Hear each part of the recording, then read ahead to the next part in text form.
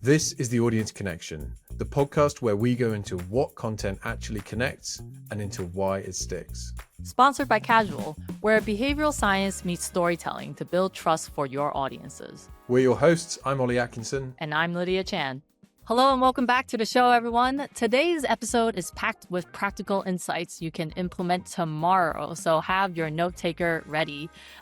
We have an expert marketer on who is layering behavioral science on top of tried and true marketing techniques and really breaking down why certain content connects and certain content doesn't, which is what the show is all about. Yeah, exactly. So, we've had a lot of guests on talking about behavior science, and the brilliant thing about Nancy Harhut is she is applying this. She's using it daily. She's the author of Using Behavioral Science in Marketing and the founder of HBT Marketing. So she spent her career doing just that. The results are consistently double and triple digit lifts, not just from bigger budgets or flashier production. It's just from understanding how people make decisions. Yeah, and we've heard this a lot from our other guests, right? That 95% of decision making is happening on autopilot, like subconsciously. So Nancy makes a good argument that people are creating content that speaks to that 5%, right, of conscious thought.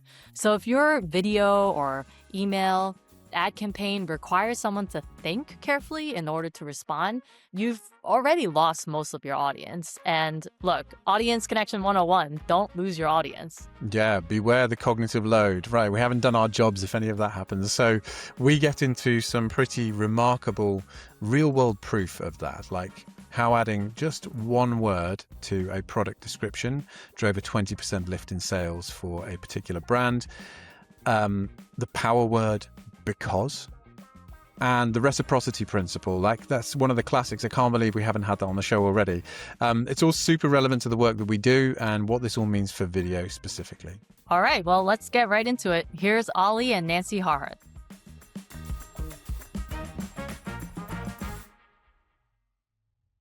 Hello and welcome back to The Audience Connection. Well, I'm really excited today to have Nancy Harhut, who we have been trying to get on the show for a little while now. So delighted to talk through some behavior science with you and unpack some of your experience. Welcome to The Audience Connection. You've spent a career proving that the same marketing techniques with a little behavior science sprinkled on top actually performs dramatically better. So let's start right there. When did you kind of really stop being interested in just the marketing and the theory of behavior science? And when did you start to kind of push the two together and apply it? It was a gradual kind of evolution, if you will.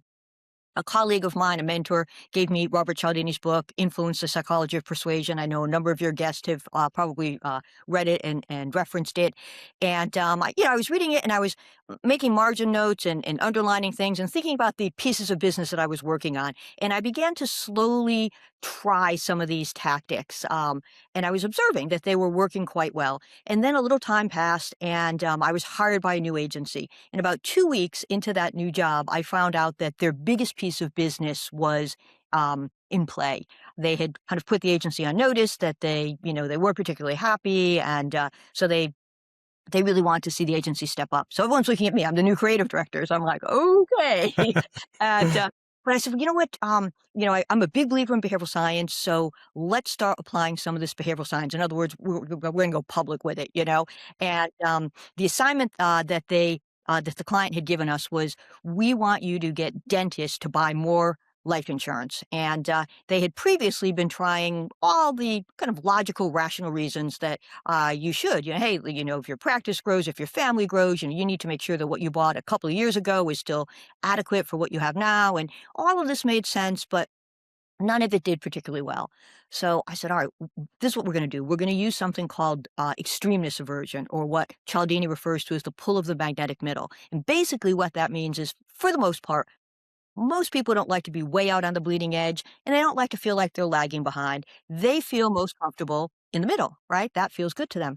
So why is that, Nancy? Why do we feel more comfortable right in the middle? Why is it so repellent to be near those kind of edges? I think it's a safety and numbers thing. If everyone's clustered in the center, we feel that that's a good place to be. We don't feel as exposed. We feel it's a pretty safe choice. We feel confident about being there because so many other people are there with us. If we're way out ahead, it can be a little risky. And sometimes that's great. Sometimes we like to be, the first one to have something, no question about it. But sometimes it can be very risky when we're kind of hanging out there all alone and we don't see anyone around us and we're wondering, am I exposed? Did I do the right thing? Did I overextend myself? And similarly, if we're lagging behind, well, we feel like, gee, we're being left behind, we're being left out of it.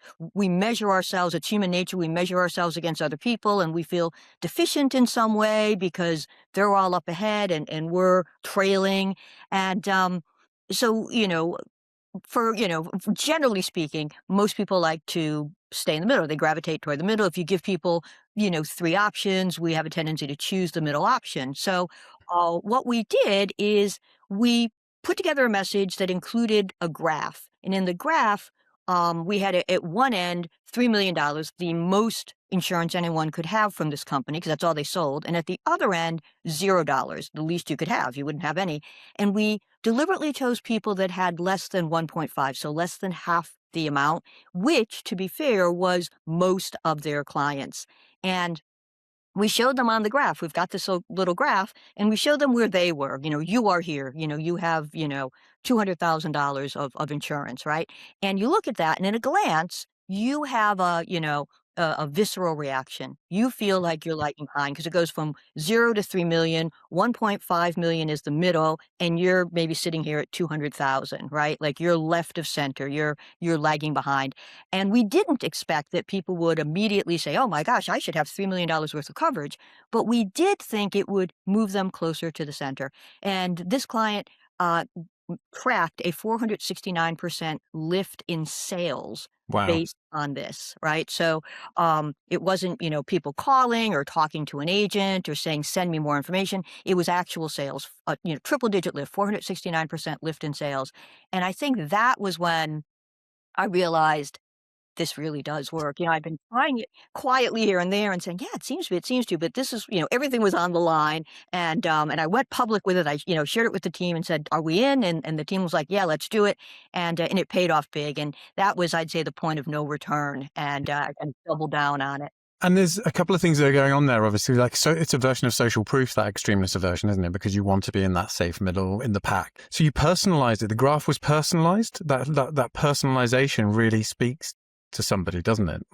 Sure. Yeah. You feel like, all right, this isn't some company just sending out this generic message to all of us. They know who they're talking to. They're talking to me. They're showing me where I am. As they should. I bought the coverage from them. They should know, but a lot of companies don't. A lot of companies should have this data on their customers, and they don't, or they don't trust the data. They don't think it's necessarily accurate or clean. And so as a result, you get these more generic letters or emails or ads or messages, and you're like, they don't really know me. But you're absolutely right. This was personalized, and the flip side of that too is, how often do you spend time thinking about your insurance? If I said to you, how much life insurance do you have? You probably couldn't tell me. I couldn't tell you how much I have. No. And no, so I can tell you how much I spend a month, but I can't tell you my cover level or anything like that. And so by saying to people, you should probably have more insurance, well, that's very vague. If you say, listen, here's where you are relative to, how much you could possibly have, that does make a difference. It makes it more tangible. It makes it more top of mind. It makes it easier for you to think about. So there was a lot going on there, actually, which I think led to that triple digit lift. Yeah, it really resonates with me as a story in terms of reading through the theory and then trying to apply it to our business at Casual and what we're doing with behavior science as well. And what did you find when you were speaking? Obviously, you were speaking to a client there, and I'd love to touch on the sort of pharma, dental practitioners who want to kind of be very data oriented. But when you first started talking to clients about behavior science, how did they react? What was the kind of initial reaction to the idea of layering this layer of social sciences into the work? Was it rejected in some ways, or was it an easy sell? How did you find it? Well, it was interesting. As I was saying, when I first started to experiment, I knew I was doing it, but I wasn't necessarily telling anybody else. And on this one, I told the team because I thought, hey, we've got a piece of business riding on this, so we're either all in or we're not, and the team was all in. But then when do you tell the client? So in this particular case, we told them after the results came in, and that makes all the difference. But then we hung our hat on this, and we said, all right, this is how we're going to approach business going forward. We're going to, we're going to infuse behavioral science into all of the work we do for our clients. And we would talk to them about that. We would talk to them when we would present the work. We would talk to them when we would pitch new business. And I have to say that for the most part, people were very receptive. Clients were very receptive. And I think the reason why is we were pointing to outside experts. So it wasn't, well, Nancy thinks this is how it should be written. Nancy thinks blue is an attractive color, It wasn't my opinion. It wasn't, my opinion versus their opinion or my best guess. We were saying, listen, there was a Stanford study, there was a Harvard study, there was, there's market research that a company tested this and these are the results they got. And that made clients feel a little bit more confident, actually. They felt like there was some scientific rigor that was coming to work, that there was less personal preference in the work, and also that we would always say, listen, there's no magic wand. We can't guarantee that 100% of the people are going to do 100% of what you want 100% of the time. It doesn't work that way, but we're going to test our hypothesis, and you're starting from a more informed place, right? You're starting from a place that's going to give you a head start, that's going to make it more likely that you're going to see the response you're looking for. And clients seem to be really interested in that. It was reassuring to them. And then, of course, certainly if the work that we did paid off, then they were all in. And then a lot of times they would say, there's no need to test a few versions. Just give us your best thinking. And of course, we would always like to test. We would, even like if we were testing 2 or 3 different behavioral science principles against each other to see, well, which one is going to do best in this particular instance. And sometimes they'd say, no, just, give us your best shot. We're loving this. It's really working. It's working better than anything any other agency has shown us, So now every once in a while, we would get a client who would say, well, that's not how I behave, or, well, that's interesting, but we're targeting, we're in a business to business situation, and we're targeting professionals who are controlling multi-million-dollar budgets, and certainly they aren't subject to these behavioral science principles and these decision-making shortcuts and these cognitive biases. No, they're perfectly rational, and they're making these well-informed decisions.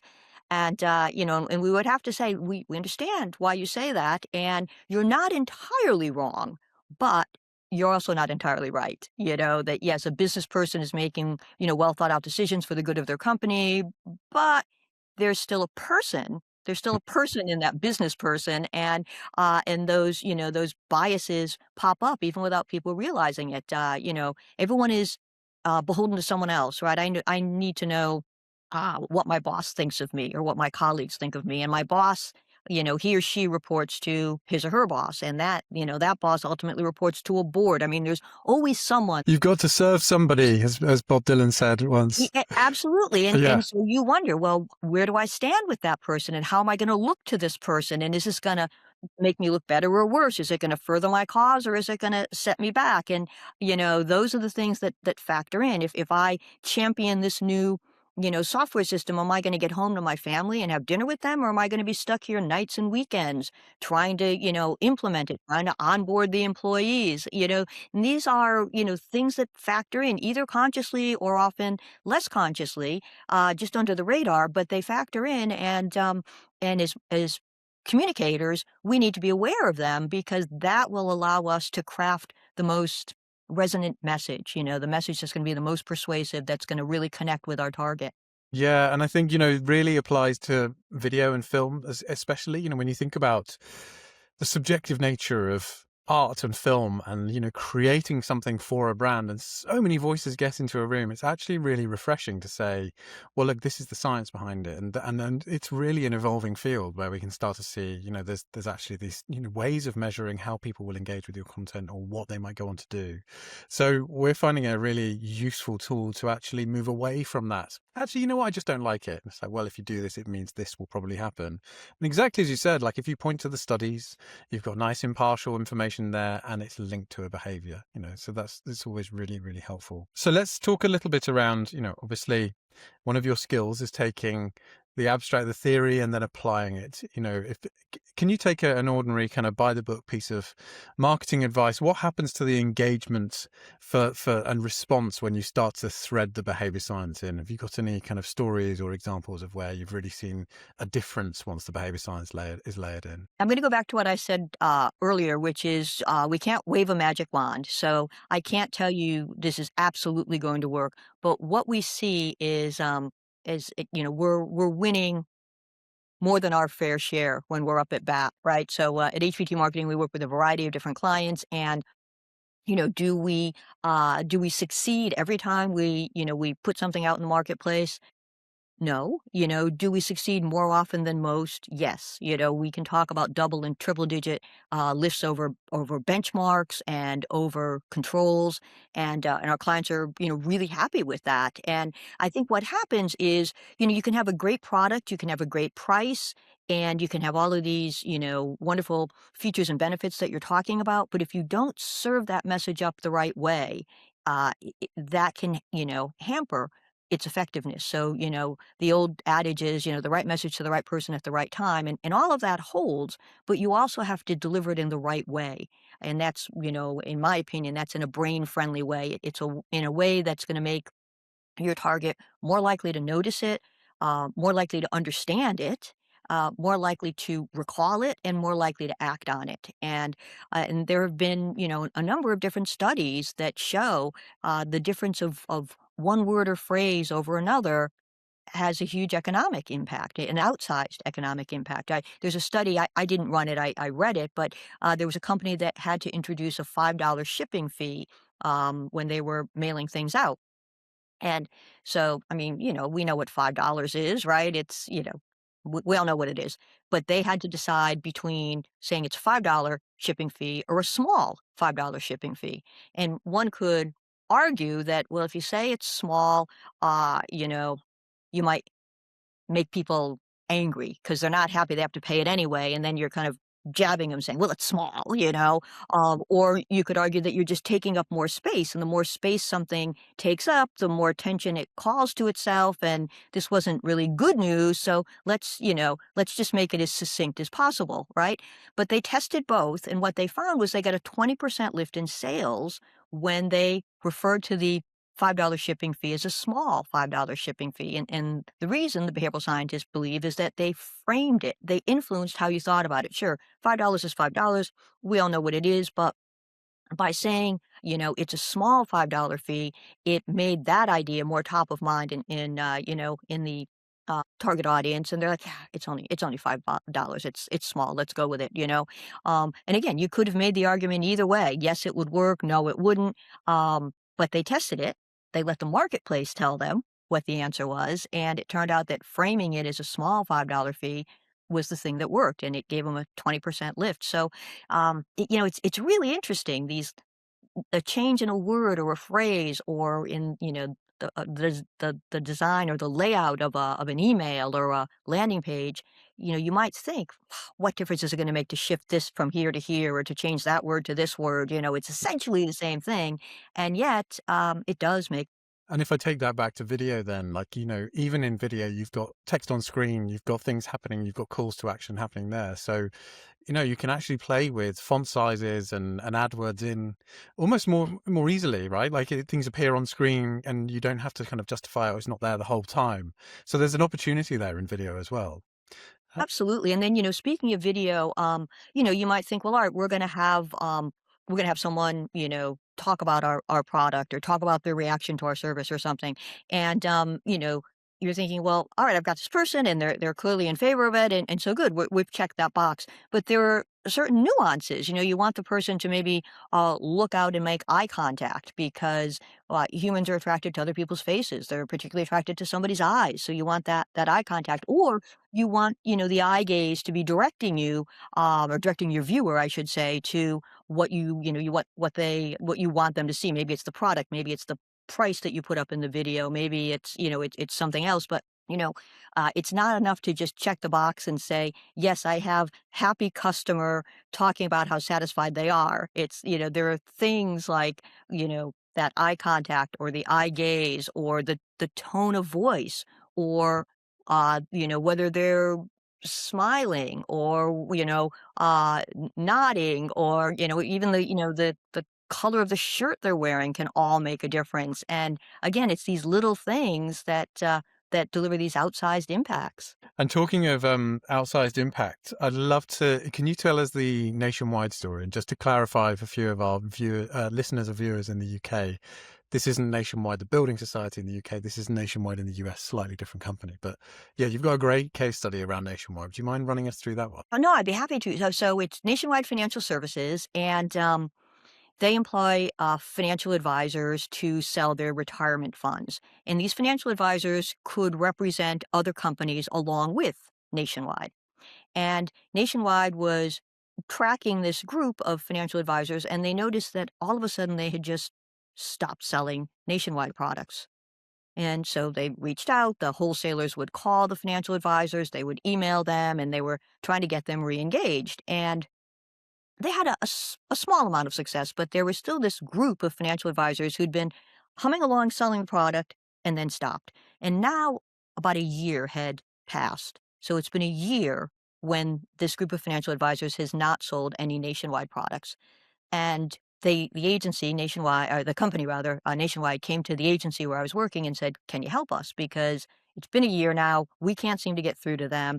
And so we said, "Sure, well, we'll take on the assignment." And if you think about it, you're like, "All right, a year is a long time." It's not that they stopped for a month. Maybe they went on vacation. It's not they stopped for a couple of months. Maybe they were trying out somebody new. It's been a year. They've made a decision. They've moved on. Right? They have. It's been a year since they've That's a done cold anything. lead, yeah. So we said, well, we're going to try the reciprocity principle. And the reciprocity principle, which is a quick refresher, is the idea that when someone does something for you, when they do a favor for you, when they give you a gift, whether or not you asked for it, once you're the recipient of it, you feel like you want to return the favor. You feel like you want to reciprocate. You don't like to feel like you're the person who is beholden. You're the person who owes.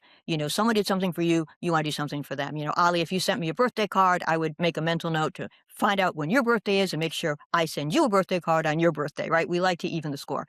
So we thought we're going to use the reciprocity principle. So we have the wholesalers send out an email to these financial advisors who had not been selling Nationwide for over a year. And the email said, "Hey, watch your postal mail because you're going to be receiving a gift we've picked out especially for you." And then a couple of days later, this white corrugated cardboard box shows up in the mail.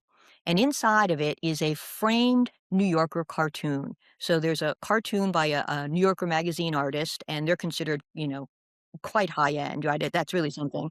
And it was a very appropriate cartoon for someone who was in the financial services industry. And when you read the caption, you realize that your name is in it. So mine would have Nancy embedded in it. Yours would have Ali embedded in it. So it's personalized. And then there was a little paragraph about this particular New Yorker artist, because again, it was quite prestigious.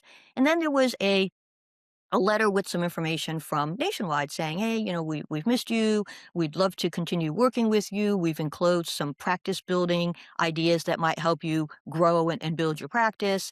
And, we'd love to reengage." And Nationwide got back to us and they said that this particular campaign, that single email and the direct mail piece, right, the framed cartoon, generated $68 million in incremental revenue that they would not have realized had they not undertaken the campaign. And you can imagine, like, if you were the financial advisor, you get this thing, hey, well, it's pretty cool, Yeah, maybe you yeah, can hang it on your wall or you're going to put it on your desk. I mean, without a and doubt. then now it's top of mind and next time you're talking to someone, you're like, they Nationwide has a product that might be good for them, or maybe the wholesaler calls and you would feel like such a jerk saying to your administrative assistant, "Oh, tell him I'm not in the office." It's like, you just can't do it. Right. So, you got something, you didn't ask for it, but you got something and now you're going to give something back. Yeah, that's so interesting. And two things come to mind. Firstly, my uncle was in financial services and he's got those sorts of things hanging in his bathroom. So I can just see people putting them in their bathroom and every time they go, they're like, "Oh yeah, Nationwide." So it's kind of like you say, if it sits on their desk, it sits somewhere, it constantly reminds you of the brand. But it's also reminds me of, so I was over in New York recently and when I flew back, I was sat next to this old New Yorker on the fly. He was great. But what he did, as we got on the plane, before we took off, he got one of the air stewards and gave him a tip. And I was like, why did you do that? Because nothing's happened yet. He said, well, I always do it before because then they look after you better. And so like I think we're all doing this stuff day to day, and it's happening, and it's kind of inbuilt in us to do some of these things regardless, like gift giving, that's the reciprocity principle there, but we're doing it, but being able to label it is so useful, right? Because then you can start using it purposefully. But yeah, that personalization bit is key, isn't it? Like actually, it's not just sending out tat and like sending out a billion sort of like little key rings. Like it has to be something you have to feel thought about for it to actually work. That's just it. I think, we could have sent them a sleeve of golf balls. We could have sent them a coffee mug, right? And it's like another sleeve of golf balls, another coffee mug, But this was more thoughtful. It was unusual. It was surprising. And we know even from a behavioral science perspective that surprise helps us. When somebody is surprised by something, it focuses their attention and it makes them more likely to remember what surprised them. And so you get this box in the mail that that kind of surprises you. You open it up and you find a New Yorker cartoon with your own name in it. That surprises you. So so it was a thoughtful, personalized gift. It was different than something they'd perhaps received in the past, or something that they might have received from another financial services provider. So you had the reciprocity, you had the personalization, you had the surprise. So there was a lot going on there, and it definitely worked. It reminds me of a study that I read afterwards from a guy named Steve Martin, and he ran the study at McDonald's in Colombia. Parents would come in with their kids. They would either hand the child a balloon on the way in, or they would hand the child a balloon on the way out. And they tracked to see how much money the parents spent at McDonald's. And people spent 25% more when their child was given a balloon on the way in, right? Because you didn't ask for the balloon, but your kid is happy with the balloon, and so you spend a little bit more. On the way out, when the kid gets the balloon, well, you've already made your purchase. You're not going to run back in and order another hamburger. You've already eaten, or you've already, walked out with your food. So it was interesting, though, 25% more. And the only difference was, did the child get the balloon on the way in or on the way out? But another example of reciprocity. It reminds me of your seatmate who was tipping the air steward I before anything know. happened. He was a bit disappointed though, because she took the tip and then went and worked in a different part of the plane. So it didn't didn't quite Oh, work out how bummer. he'd hoped, but there we go. One other study that comes to mind is it was in a restaurant. Restaurants are always brilliant for behavioral science studies, aren't there? There are so many of them, restaurants, and it was about tipping. You could leave when the waiter left the bill for the check, they would leave a mint. And if they left a mint, they would get tipped a certain amount. But if they left the table, then went back and went, and here's a special mint just for you, that would give them a lift of 20% or something. Like it was, because all of a sudden you feel more special. All of a sudden you've got a reward for being you. Yeah, it's really interesting. I know the study. I can't tell you the exact percentages either. I don't have them Yeah, committed yeah, to yeah. memory. Richard might have actually. He's very good at these things. But yes, it's like if there's no mint, or if there's just a bowl of mints at the door, the tips were okay. They weren't as good. If the mint was placed on the check or the bill when it came, the tip got better. And then, as you say, if the check and the mint were put down on the table, the server turned and then kind of turned back and said, oh, almost as if, wait a minute, specifically for you, and they put another mint down, that's when the tips really went up. And it's like, yeah, everyone wants to feel seen. Everyone wants to feel special, so that's part of it too. It's like, oh, they're doing it for me. But then the reciprocity principle kicks in, like, oh, they just gave me a little something extra. I'll give you a little something extra. And I think in that study, they found that the extra tip more than covered what the cost of the mint would have been, right? I mean, you could have made a really small tip to just cover the cost of the mint, or you could have left the mint. So I didn't need it, but that's not what happened. People felt special, and then they felt like they wanted to return the favor. And as a result, the server's tips went up. So what I always get asked as well is about the difference between B2C and B2B.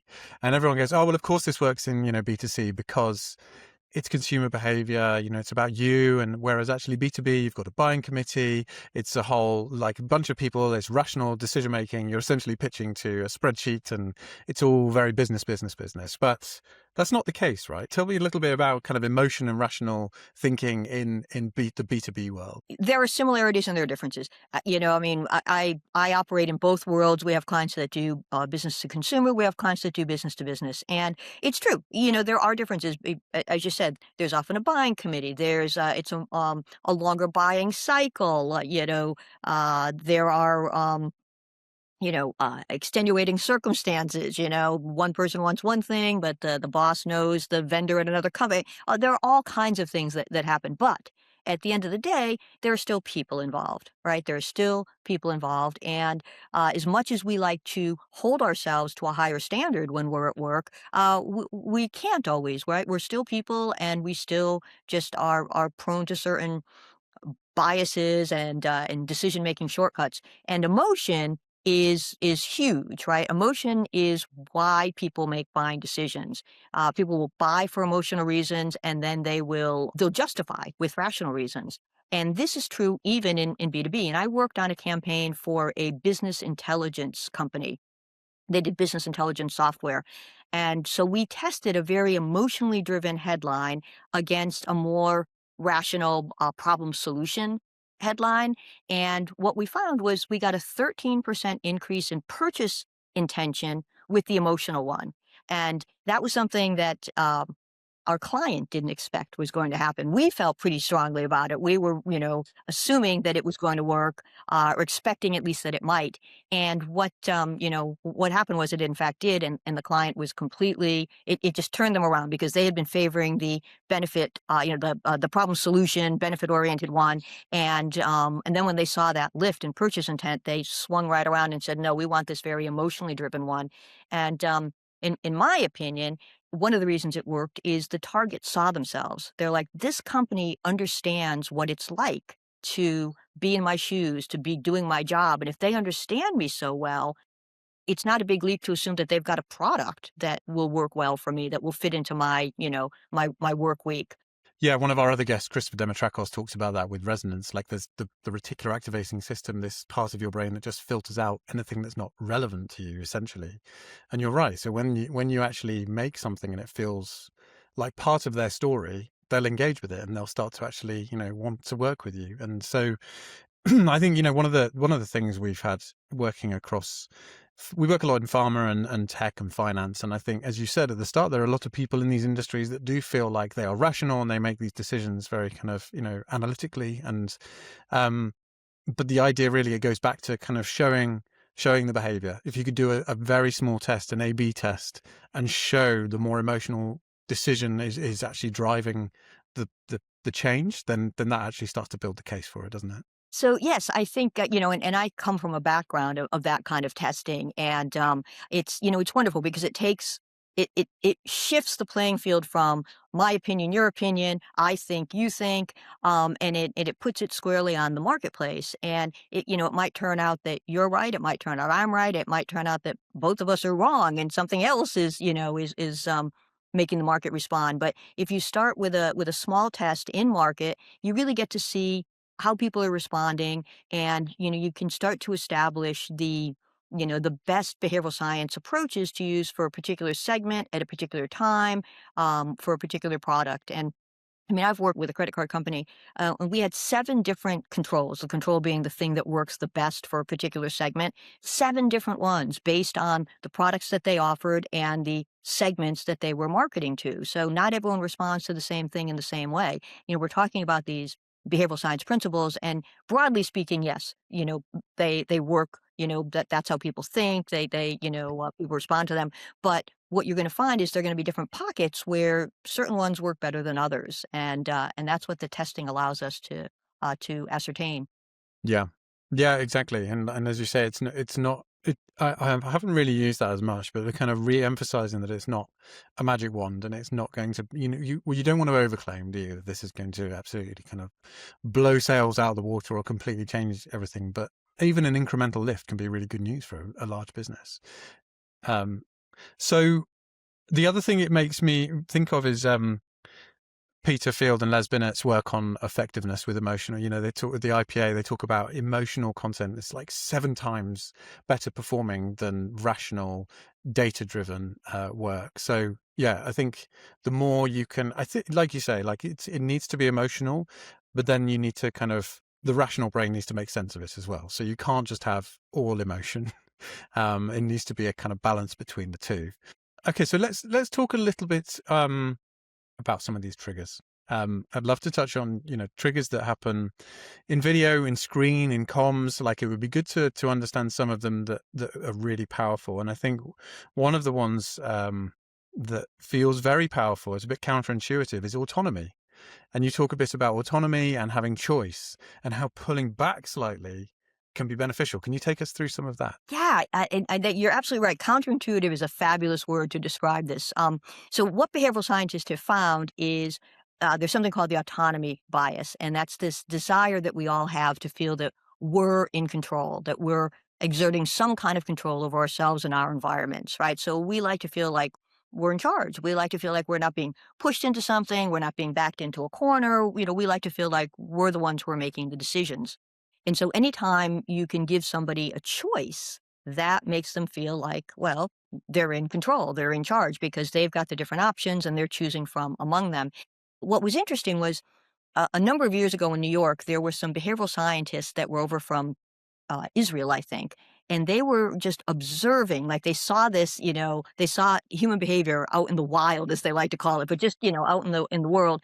And they saw what they thought was a great example of autonomy bias. So in New York, a number of years ago, what they decided to do is they changed the way that the walk signals operated at a crosswalk. Normally, you would come up to a crosswalk, there would be a pole.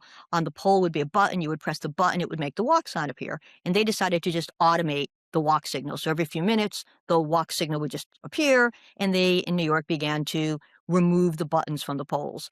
And what happened was they got partway through and they realized that the process was getting very expensive. Removing the buttons from the poles was getting very expensive. And they said, you know what? Just leave the rest of the buttons where they are. We're going to disable them. So now you've got a situation where you would approach a crosswalk and there would be a pole and it might have a button or it might not.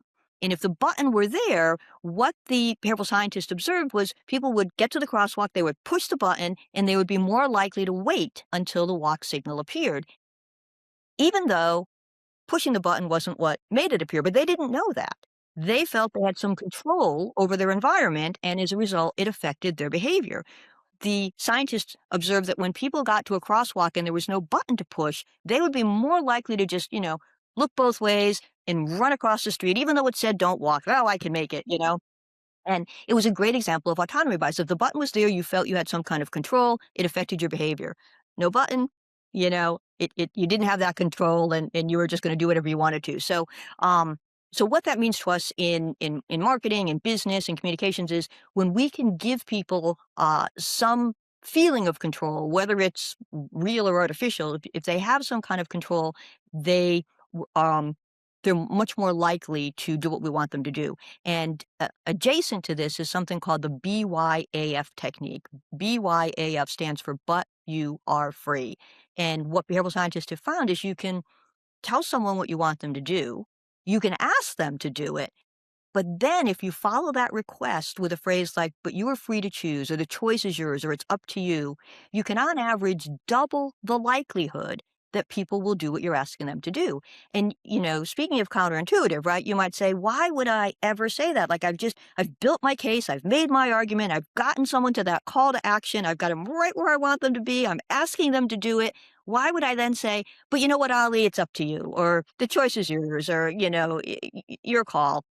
It's like you're giving permission to people to walk away, to not do what you're asking them to do. But it's that very idea that makes them realize they're coming to the decision of their own accord, that they're not being forced to do this, they're choosing to do this. And on average, it makes you twice as likely, I should say, twice as likely to say yes. It's a lot, isn't it? And like it's these nuances. That's what it's the amazing thing. These are tiny changes that you can make, like the difference between free and complementary. There is a difference between those two, right? We lean more towards free than Absolutely. complementary. Yes. I think World Data, they analyze, I don't know, millions and millions of emails every year. They found that you can get twice as many opens with free in the subject line versus complementary in a subject line. And then Dan Ariely, world-renowned behavioral economist and author of Predictably Irrational, he has an entire chapter in his book about the pulling power of the word free. And what he says is it creates such an emotional charge in us that we're almost powerless in front of it. We find that free item, unbelievably difficult to resist. We love things that are free, Yeah, well, we're going to a festival soon with loads of merch, so I can see that. But just to jump back to the button thing, I think that, I mean, firstly, it sort of explains why I've been had so many conversations growing up about whether this button works or not on the traffic lights. But also, I don't know what it is, but I get irrationally upset when everybody stood around not pressing the button. You get people stood there and they're all waiting, and you've got the red guy up there and no one's moving. I'm like, oh, it's always me that presses the button. But yeah, so that's firstly fascinating. But I think, the compliance side of it is something we don't think about. And I think, also saying, feel free to say no to this as well. Like, so you can say that up front, can't you? And it just opens up that conversation. It feels easier. Again, stuff we probably do naturally before labeling it, but it's really useful once you know these heuristics and these shortcuts. And there was another one about the word because, wasn't there? Like there's the because effect. Could you take us through that? Because I think that's a really interesting one. We talked about the power of the word free, but another incredibly powerful word is the idea of the word because. And what behavioral scientists have done is they've identified it as an automatic compliance trigger. When we see or hear the word because, we just start to agree before we've consciously processed what comes next. Right? Before we've even processed what comes after the word because, once we hear the word because, we're already starting You're nodding to agree. already. Yeah. We just assume whatever's coming next is going to be a good, legitimate reason. And there's a Harvard-educated researcher. Her name is Ellen Langer. And a number of years ago, she ran what's become known as the photocopier study. So there were a bunch of people, they were lined up to use a photocopying machine, right, a Xerox machine. And what she did is she sent someone to the head of the line, and she instructed that person to say, excuse me, can I cut in front of you?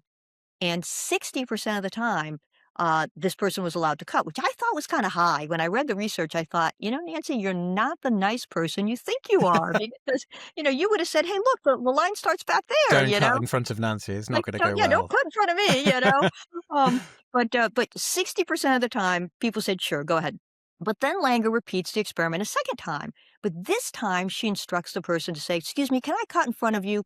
Because I'm in a hurry and I have some copies to make. Well, here the 60% number shoots up to 94%. But as I tell you, you might say, well, they said they were in a hurry, and I mean, even Nancy might have said, all right, you're in a hurry, go ahead, right, but then Langer repeats it a third time. And she instructs someone to go to the head of the line and say, excuse me, can I cut in front of you because I have some copies to make? So here, that 94% number drops to 93%, statistically insignificant, still that same huge lift over the baseline 60. Now, everybody standing in line at the copy machine was standing in the line because they had some copies to make, right? You don't stand in line at the Xerox machine to get a Starbucks latte. It doesn't work that way, right? But Langer identified that word because as an automatic compliance trigger. We see it, we hear it, and we just start to nod yes, just start to agree. We just assume whatever's coming after it is a good, legitimate reason. And it's almost like it snaps us out of our stupor and makes us realize, oh, we should be zeroed in and saying yes here, So is that because our brain is just going, I'm skipping ahead. This is what normally happens. Someone will only be pushing in because they need to do something in a hurry. Ignore the rest because of they it. have a good reason, right? Yeah, Or a yeah. legitimate reason, or it was fascinating when I first read about the study. And so now what I try to do is weave it into any, marketing copy that I write. I try to have that reason why, knowing that it's going to be one of, many things that I've included in the marketing copy that will get the response or help me get the response that I'm looking for. If we know that, when we say because, people just start to agree, let's go for it. Now, what's interesting is the reason why, if you will, doesn't have to be this ironclad bulletproof reason, right? They weren't saying, can I cut in front of you because I'll give you $100 if you say yes? That might be like, well, okay, sure, And what that means for companies, for brands out there is we don't have to, say, hey, become a customer of ours and we'll make you a millionaire, or become a customer of ours and you'll get 7 days of work done in one day.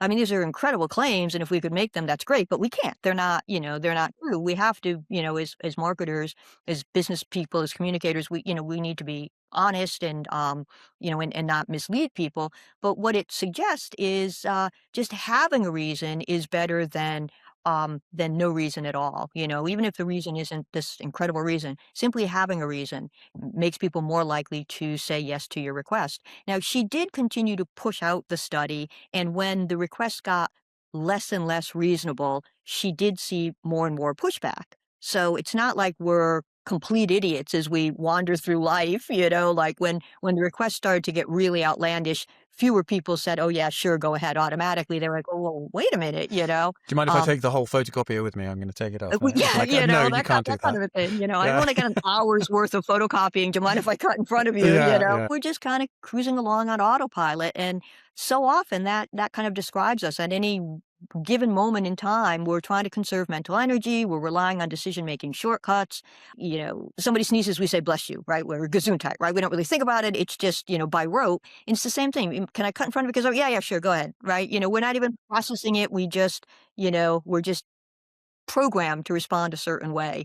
And so it's fascinating and, particularly helpful for people in sales and marketing, but really for anyone who's trying to, get their spouse to take out the trash, or their child to go to bed on time, or, their colleague to support their business initiative. I mean, it's just really very, very, very helpful. So it's what I call a power word. I'm tonight, when my two toddlers need to be put to bed, I'm just going to say to my wife, I need to sit downstairs because I need a rest, and see how that goes down. So I think, the other way I can see it being applied more seriously in our work is in those thought leadership pieces, right? You've got people that are sat down and they're talking either to their employees or to stakeholders or to clients. It's essentially a one-sided conversation, and you can have that because can be layered into the video. You can put it in the script. You can really layer it through a case study. You can really apply it everywhere. That you've got to kind of have those claims backed up with that reason why. And so just, adding that word because in there could be really, really a real difference between how that video performs. And another area you talk about as well is labeling and telling people who they are in order to shape what they do. So can you talk us through that one? Yeah, this is really very interesting. There was a study that was done in Chicago, and it was shortly before an election.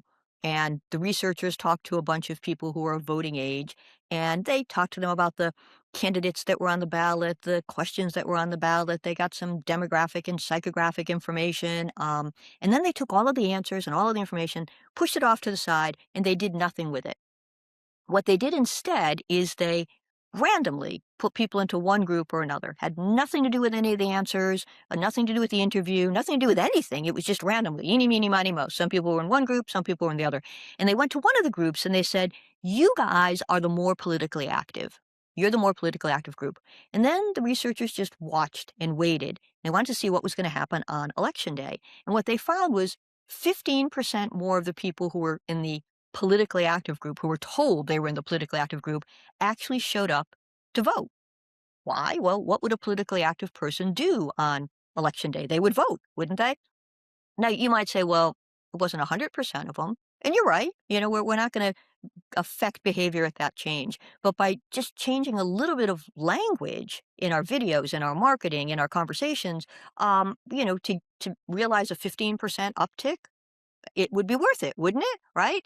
And so what we want to do is we want to label people as part of a group, because what behavioral scientists have found is when you label them as part of a group, they automatically start to behave like the other members in that group, even if they hadn't previously thought of themselves as a member of that group. So you can literally change how they think about themselves by telling them that they're part of a group, and they just automatically start to behave like the others in that group. So what it means is we want to make sure that the labels that we use are consistent with the ultimate call to action that we're going to use, right? So maybe if we're selling accounting software, we might want to refer to somebody as a budget-minded CFO. and then it would make sense that they'd want this new, accounting software. If maybe we represent a small startup and we're going up against the big guys. And so maybe we want to label the target as an independent thinker. You're an independent thinker. You don't, feel like you have to follow the crowd. You make the decision that's best for you and your company, which is essentially why you might consider a startup versus the bigger, more established competitor that we have. And of course, there are limits to this. If you're selling steak by mail, right? Mail order steaks, and you say you're a discerning carnivore, you'd really appreciate our steaks by mail, but you happen to be a vegetarian, it's not going to automatically make you a carnivore. You're not going to become a meat eater just because I labeled you that way. So the label has to be neutral at the very least, and then aspirational at the best. You want to label somebody in a way that they won't find distasteful, that maybe they even find complimentary. But when you label somebody, it just activates that kind of personality or that persona in their brains, and they're just more likely to behave like the other members in that group. So pretty Yeah, interesting, it's you know? interesting. Yeah, and that idea of, and we touched on this a bit earlier in the episode, but the idea of self-story, the story that your audience are telling themselves already, and then by saying you're part of this group, and this is part of the story that you're already living. That's really powerful. And one of the mistakes that we had another guest, Christina Loma, that talks about the stakes of the brand making themselves the hero, and again, lists of benefits, lists of features. But actually, you need to be the brand needs to be the tool that's kind of making the audience's journey better, making them the hero. And that labeling starts to do that, doesn't it? It starts to say, you're this, you're like this, and this is who you are, and this is the journey you're on, and we can help you with this. It's Yeah, far more effective. Yeah. it absolutely is. There was, and then there's some research that indicates that using a noun is the most powerful. So, I could say to you, I like to run, or I could say to you, I'm a runner. And this idea of the noun identity effect, the noun just seems more concrete. Like if I say to you, I'm a runner, you see me out there every day, rain or shine, because I'm a runner, right? And the same thing for me. If I call myself a runner, then that's what I'm going to do. If I say I like to run, well, that's fine. If the weather is right, if it's not too hot, if it's not too cold, if it's not too sunny but not too rainy, yeah, I go out for a little jog, right? So it's there's a difference between the noun and maybe just an adjective or a verb. And there was some research that was done among toddlers where they asked kids to help tidy up the room, and they said either help clean up or be a helper. And when they were asked to be a helper, more of the kids participated in tidying up the room, and that's at a very young age, which is That is interesting. me writing that down immediately. And I'm There going you to be go with the calling my toddlers. daughter an eater as well as a helper. And Yep. Yeah, it's, but what it means is we can label somebody as one of our top supporters or as one of our best customers. And, maybe they hadn't previously thought of themselves that way, but once you tell them that that's who they are, they have a tendency to behave in that fashion. The other thing you can do is one thing you can do is you can label somebody, just like we're saying. The other thing is you can get somebody to self-select their label. So imagine I'm selling, I don't know, a CRM system for salespeople. And so I'm talking to a room full of salespeople, and I say, hey, there are two kinds of salespeople in the world. One kind of salesperson is they're relentless. They will hammer away at you and hammer away at you, and they will not let you out of the room without a yes. And then there's another type, and they're much more consultative, and they care about customer satisfaction and net promoter score and referrals. And when you hear those two descriptions as a salesperson, you might think to yourself, "Ooh, that first one sounded kind of slimy, and that's not who I am." No, I'm this one who's consultative, and I care about my customers. I belong in that group. And then as the salesperson representing the CRM system, you simply say, well, there's these two kinds, and our CRM system was actually developed with this second group in mind. It was developed for the salespeople who are much more consultative, and people are sitting in the room going, oh, then it's for me, right? Because they have already self-selected their own label, which is kind of interesting. So just another flavor of labeling. yeah, yeah, all really useful stuff. And then finally, I wanted to kind of talk about so there's the EAST framework, isn't there? Easy, attractive, social, and timely. That is a good kind of way of identifying how to apply behavior science. And the last one, keep making it timely, I think is really important, because if you imagine I don't know, an internal team launching new values inside a company, actually, when you launch that campaign or when you're doing something,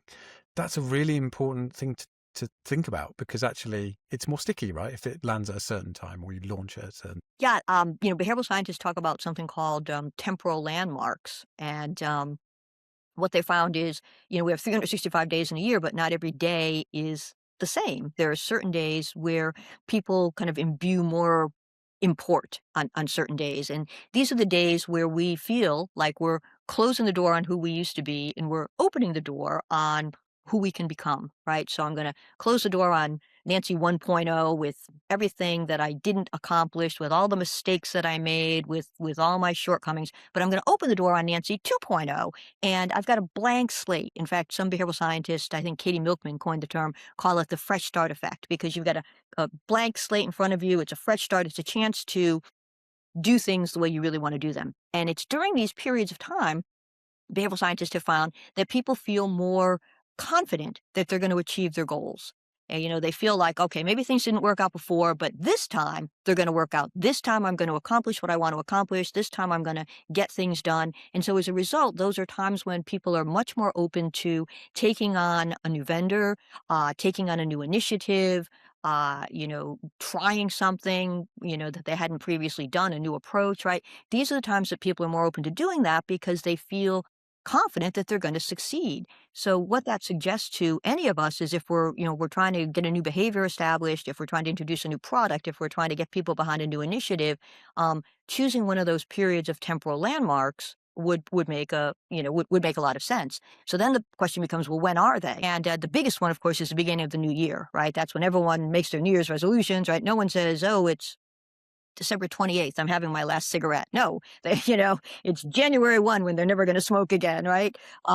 So beginning of the year, but also beginning of the month, the beginning of the season, the beginning of the quarter, the beginning of the semester, the beginning of the week. Every Monday is a chance to start fresh, because maybe you didn't get stuff done last week, but this week you're going to do it. So, timing these initiatives and these launches around these temporal landmarks can be incredibly beneficial. And those are fairly universal ones, beginning of the year, beginning of the week, right? But then there are personal ones, right? My birthday is a temporal landmark. My anniversary, the day that I get promoted, the day that I start a new job, the day that I retire, the day that I have a child or a grandchild, the day that I move into a new home, or move to a new city. These are all fresh start moments, right? It's a time when who I was is in the past, and the future me is right in front of me, wide open. And so, on a customer's anniversary, on the anniversary of when they made their last purchase, when they're brand new and just became a customer, these also represent temporal landmarks. If you happen to know that one of your clients just got promoted, that's a temporal landmark. So these are all times that we can make work for ourselves when we're trying to introduce something new. The flip side of it is, if we want to retain our customers, if we want to make sure we don't lose our customers, we need to realize that these are times when they're more in play, when they're more open to a competitor's overture. And that's, of course, what that says to us is that's when we want to double down on making them feel that, they're appreciated where they are, and they're valued where they are, and that they belong to, that's when we want to use labeling, you are an HBT marketing client, don't go running off to another agency, right? But that's when you want to, double down on keeping people where they are, your existing clients where they are, because they're also more susceptible to a competitive overture during these times. So I guess if you're starting an engagement with a new client, a really good thing to do would be to go through their calendar, find out when their financial year ends, find out what celebrations they have through the year, when are they doing certain things, and without being prying too much, I suppose, early on in engagement, trying to understand when those moments are, so you can help join in with them. The other question I had around that is there a risk that we become slightly tuned out from all of this? Yes and no. I think the more top of mind something is, the more we're focusing on it, the more likely we are to recognize it and say, you know what, I've seen this before. I went to buy a hotel room rather, book a hotel room, and I'm so tired of seeing, oh, only 3 left at this price. Like, if we're really consciously aware of it, we maybe start to get a little tired of it, a little jaded. Maybe it doesn't work as well. That said, we have a biological imperative to conserve mental energy. And as a result, most of the time, much of the time, we do cruise along on autopilot, right? Up to 95% of purchase decision making takes place in the subconscious mind.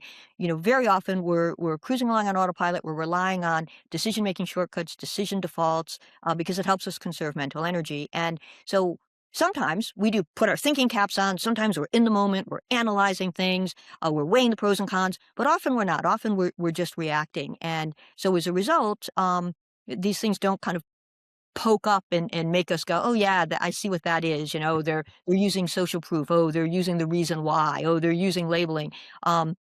If we're looking for it, if we're concentrating on it, we may see it and as a result be less affected by it. But so often we're cruising along on autopilot. We talked early on in the episode about reciprocity, and one day I was on vacation. I walked into a bar. I wanted a glass of wine, and I looked at the wine list. I didn't recognize anything. So the bartender came over and he said, can I help you? And I said, yeah, I'm looking for a glass of red. I don't recognize any of these. I like something that's got a little tannin, a little leather. And he says, oh, sure, no problem. I recommend, and he mentions this one. And I glanced down. It is the most expensive glass of wine, right? So, I thought, I don't know him. I'm just going to be honest. And I don't care if I come off like a cheapskate. I said, I don't want to spend that much. I'm sure it's good, but that's a little bit more than I want to spend. What's your second recommendation that's maybe a little bit more affordable? Absolutely. I would recommend, he mentions another one. I say, great, I'll take that. Couple minutes later, the bartender returns and he has two glasses and he's got a little bit of wine in each one. And he said, I brought over a taste of both of my recommendations for you. Now, I didn't ask for those, right? But here he is with them and I taste them and they're both good. But you know what, Ali, the first one that he recommended, the more expensive one, really was quite nice. And I thought to myself, Nancy, you're on vacation. You work hard. You know what? Live a little. Splurge. You deserve it. Have the more expensive glass of wine. And I did, right? That night, I'm home in my, or back in my hotel room, and I go, oh my gosh, that was the reciprocity principle. I didn't, you know what I mean? Like I justified to myself why I was buying the more expensive a glass of wine, but really I was responding to the reciprocity principle. I didn't ask for those two samples, but he brought them over. And as a result, I wanted to return the favor. And it's like, you know what? I could spend a little bit more. I didn't ask for the samples, but he did it for me.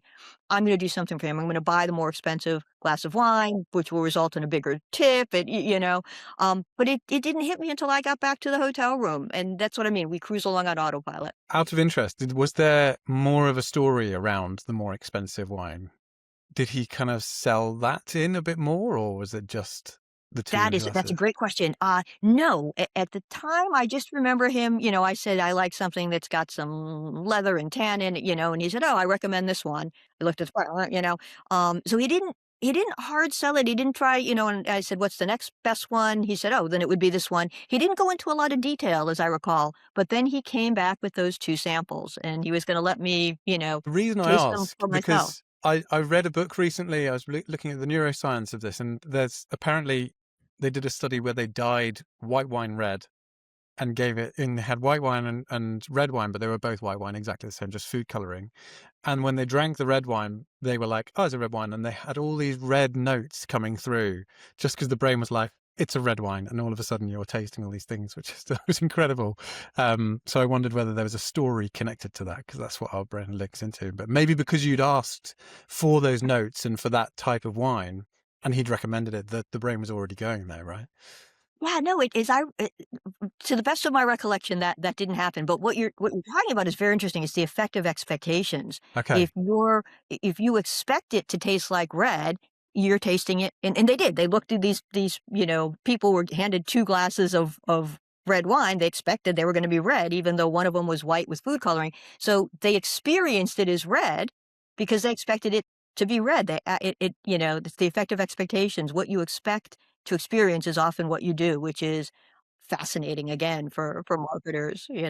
Okay, so if we're making these shortcuts and it's automatic, there's a risk of manipulation here, isn't there? Like there's a risk of using this to persuade people to do something they don't want to do. How do we steer around that? So you're absolutely right. And what it comes down to is, who are you as a marketer? Who are you as a business person or as a communicator? Are you ethical? Are you responsible?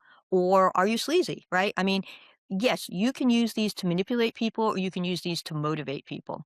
And there are many other things out there, and many other tools marketers have at their disposal that they can be that can also be used appropriately or can be misused. And what it comes down to is, you know, do you want to, do you want to be a responsible marketer, or do you want to try to cheat people? And the thing is, if you mislead someone, if you use one of these behavioral science principles and you're found out that you were lying, if you said there was a limited supply and there wasn't a limited supply, if you said this was reserved for certain people, but anybody could get it, whatever. If you're found out to be misleading people or lying, your brand will take a hit and you may never recover. You may never rebuild that trust with your customers. You may never recover your reputation. And it's just not worth it. You go in for that short term win, but in the long run, you're doing a lot of damage. You can use them for the wrong reasons, but you shouldn't, right? That shouldn't be the kind of brand you are, the kind of company you are, the kind of marketer that you are. What you want to do is you want to work with the brain and not against it. You want to serve up your message in a way that makes it more likely to be paid attention to, more likely to be understood, to be remembered, and to be acted upon. We want to make it easy for the brain to do these things, but we don't want to mislead people. We don't want to manipulate people.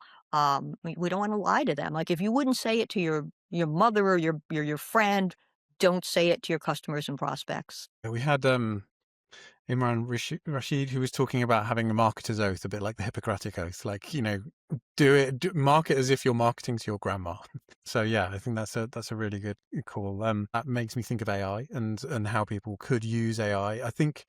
Do you think AI makes behavioral science, is it more important now, or is it becoming automated? People are using AI and understanding behavior science more and blending it all together. Is that ethical, or yeah, where does that land for you at the moment? I always want to talk about AI. That's it's the $1 million question. I mean, the advances just keep coming, and and we can talk about it as of today, but next week, next month, next year, it could be a completely different thing. I think one of the biggest opportunities I see is the blending of AI and behavioral science, in terms of AI being able to um, get a lot of research done for you, to quickly, and efficiently review uh, transcripts, uh, research papers, white papers, just the human hours that it would take to accomplish some of these things. You could get at the data insights that you want much more quickly and efficiently using AI. And then with the appropriate data, then you use the behavioral science. So maybe you use AI to figure out, who to target, which segment, where to find them, what the best offer is for each particular segment, what product is right for them, where to find them, and then you use the behavioral science to craft the actual message, to craft the actual offer. So we know, uh, we know who we want to target, and what offer we want to give them, and where we can find them, but how we serve it up is going to be infused by the behavioral science. So that's one way to look at it. I know that there are some advances being made now with, like, virtual focus groups, where you can kind of create a synthetic focus group based on artificial intelligence, and it's certainly way less expensive than convening people in a room or even online. They're saying, and I'm told by people who are working in the field that they've got about an 80% accuracy rate, which isn't 100%, but it's still pretty darn good at a fraction of the cost. So there are certainly advances that are being made in the field that are, I think, going to be very beneficial. Quick Time will question on that. tell. Sorry, Yeah. Sure. if you've got synthetic data that is isn't that based on rational thinking, and therefore it's misleading because it's not in the subconscious? That's a great question, and I can't answer it. I'm not Okay. from one of these companies. Yeah, yeah, I yeah. listened to some of their presentations, and they apparently have figured out a way to create these synthetic focus group participants that are based on customer personas, and in theory are supposed to respond the way your customers would if they were right in front of you. What goes into that and the data that fuels those, I can't speak to it. I raise it as just as a potentially interesting application of AI and behavioral science. I think where things can go south is when people say, "Oh, I listened to this podcast, or I read this book, and I think social proof and loss aversion and reciprocity could be good. I'm going to plug those in, and AI is going to spit out some copy for me to use, and then you end up with this." Predictable and soulless copy. And you think, oh, I've just, used behavioral science, effectively, but you really haven't. And I think that's a real danger. So, I have mixed feelings about it. It's here. It's changing the way we work. It's not going away. There are um, incredible pitfalls we need to be wary of, but then I think there are also incredible uh, efficiencies that we're about to realize, or are already starting to realize.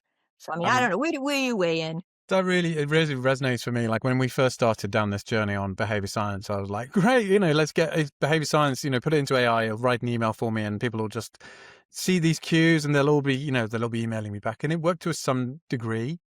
And then you were like, hang on a minute, this doesn't, if I received that email, I would feel a bit cheated and a bit yucky. And like, we need to scale this back. It needs to be subtle. We need to kind of like make this more human. And so like with a lot of things with AI, it's the human understanding and that touch that actually makes it a really useful tool rather than just charging him with it.